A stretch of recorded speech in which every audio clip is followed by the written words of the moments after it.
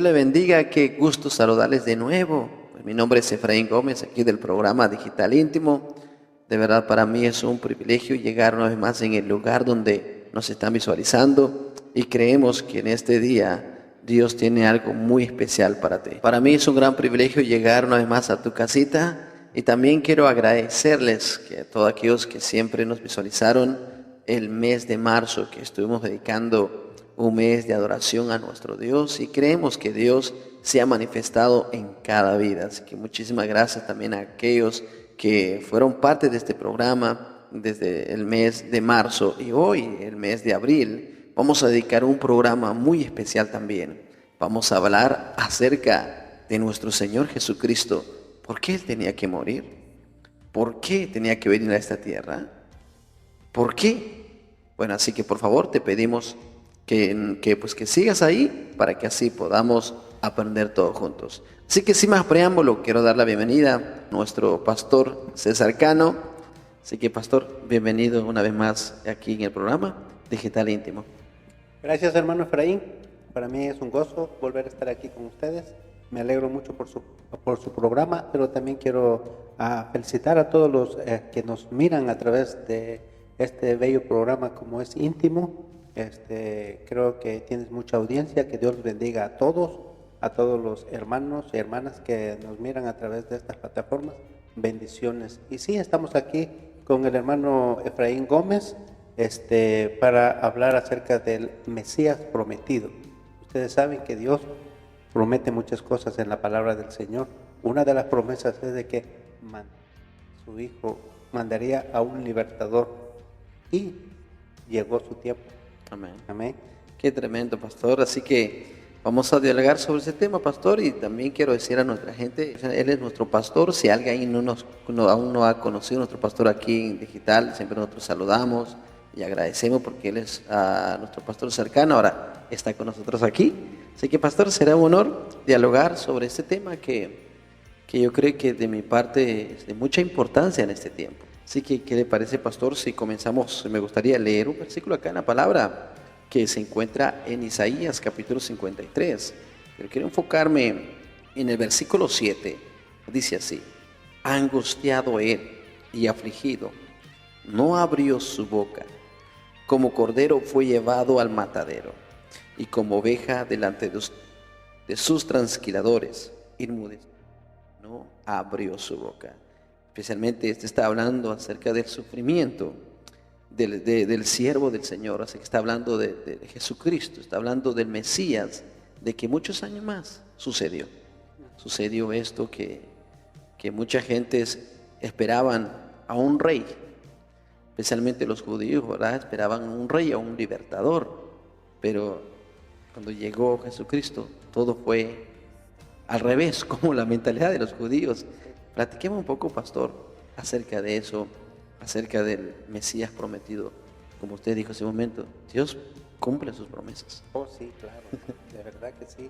Dios es un Dios serio, Dios es un Dios real, un Dios poderoso, que lo que Él dice en su palabra se cumple. Y lo que está escrito, que estaremos viendo todavía más en la palabra del Señor, se cumplirá. Amén. Todo lo que está escrito se cumplirá al pie de la letra.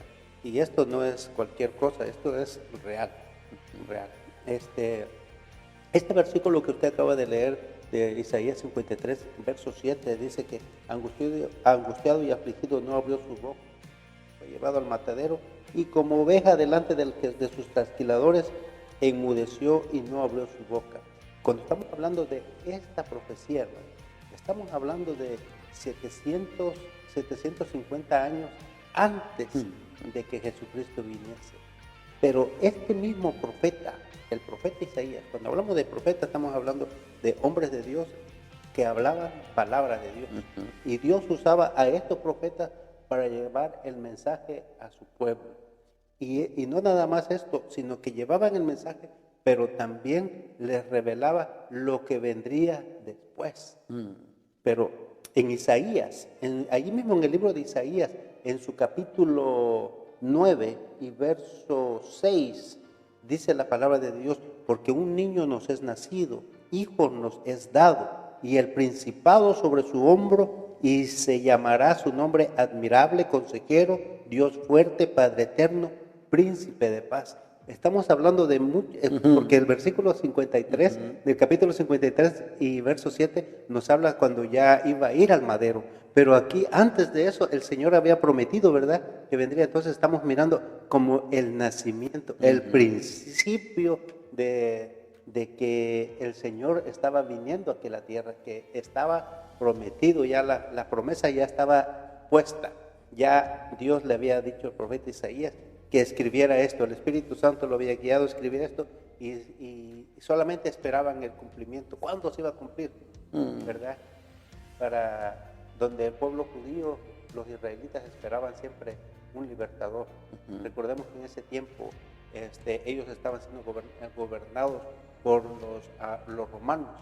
Estaban más o menos oprimidos, cautivos, se sentían, no tenían voz ni voto, ellos eran dominados por Roma, ¿verdad? Y entonces ellos esperaban un libertador, esperaban alguien que los viniera verdaderamente a salvar, un salvador.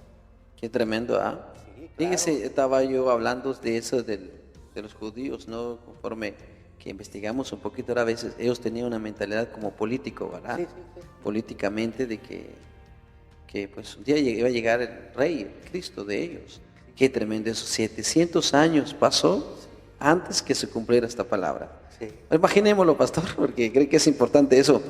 Por ejemplo, si profeta Isaías profetizó, pasaron 100 años, por ejemplo, y no pasó. Murieron esa generación. Y ahora los que nacieron dijeron, va a llegar el Mesías. Pasaron otro, y así sucesivamente más de 700 años. Y Dios cumplió. Qué tremendo Dios, ¿no? Sí, hermano. Yo creo que cuando Dios revela algo a sus profetas, sus profetas te dan la información en la Biblia, principalmente acerca del Mesías. Ese Mesías prometido por nuestro Dios se cumple. Y es fácil identificar muchos versículos de la palabra de Dios en la Biblia que hablan de las promesas del Mesías. Porque como no nada más Isaías profetizó, también hubo otros profetas de Dios que hablaron acerca de testificando o profetizando acerca del Mesías. Así que las profecías se cumplen, hermano. Se cumplen. Principalmente se cumplieron cuando nació nuestro Señor Jesucristo. Qué tremendo. Bueno, también quiero recordarles también que estamos en YouTube Live. Si usted pudiera, si usted dice, bueno, quiero ver en televisión, bueno, vaya en YouTube, encuéntranos como Programa Digital Íntimo. Ya está en enlace también que lo dejamos abajo y simplemente echa un clic ahí y lo lleva directamente a nuestra página oficial. Pastor, vamos a seguir platicando esto. Ahora la pregunta sería acá de muchos. ¿Por qué Jesús, ahora hablando de Jesús, por qué tenía que ser sacrificado a él? ¿Por qué él, Hijo de Dios, él sin pecado, sin mancha, por qué tenía que morir en esa cruz? Bueno, hermano, yo creo que la pregunta suya nos lleva exactamente al versículo donde usted leyó. Exactamente a eso. Recuerde que estamos mirando las profecías de nuestro Señor Jesucristo o las profecías del Mesías prometido. Y no nada más profetizaron cómo iban a ser, sino qué iba a ser y cómo iba a morir, cómo iba a dar su vida, ¿verdad? Entonces, si nos trasladamos a 700, 750 años atrás, antes de Cristo, estaríamos mirando que ya estaba profetizado que iba a dar su vida como un cordero, sin hablar nada, sin titubear, aunque lo golpearon, aunque lo difamaron, aunque lo hicieron lo más que pudieron hacer con él siempre quedó calladito, no abrió su boca, aún hasta cuando estaba en la cruz, no abrió su boca, porque las profecías tenían que cumplirse. Me gustaría que miráramos un versículo que lo encontramos en Mateo 27, su verso 11. Dice, Jesús pues estaba en pie delante del gobernador y éste le preguntó diciendo, ¿eres tú el rey de los judíos? Y Jesús le dijo, tú lo dices. Verso 12. Y siendo acusado por los principales sacerdotes y por los ancianos, nada respondió. Pilato entonces le dijo: ¿no oyes cuántas cosas testifican contra ti? Verso 14. Pero Jesús no le respondió ni una palabra, de tal manera que el gobernador se maravillaba mucho. Lo que miramos allí es que el Señor Jesucristo estaba cumpliendo ¿con qué? Con lo que estaba profetizado antes. A lo mejor él sabía lo que estaba profetizado o no lo tenía en mente en ese momento, pero así lo había descrito el profeta Isaías. ¿Y así sucedió? Y así sucedió. No abrió su boca. No abrió su boca. Así. Yo creo que esa es una de las cosas que miramos en la profecía, en la palabra de Dios, que se cumple. No, a veces pensamos que se pasó el tiempo o no, pero todo tiene su tiempo, ¿verdad? Y esto se cumplió conforme a lo que era la palabra de Dios. Me gustaría que pudiésemos mirar otro versículo en el libro de San Juan, en su capítulo 12, verso 37. Pero a pesar de que había hecho tantas señales delante de ellos, no creían en él, para que se cumpliese la palabra por el profeta Isaías, que dijo: Señor, ¿quién ha creído a nuestro anuncio y a quién se ha revelado el brazo del Señor? Verso 39. Por esto no podía creer, porque también dijo Isaías, verso 40, cegó los ojos de ellos y endureció su corazón, para que no vean con los ojos y entiendan con el corazón y se conviertan, y yo los sané. Estaba profetizado por el profeta Isaías, y dijo afirmando todo nuestro Señor Jesucristo, para que se cumpla la profecía del profeta Isaías.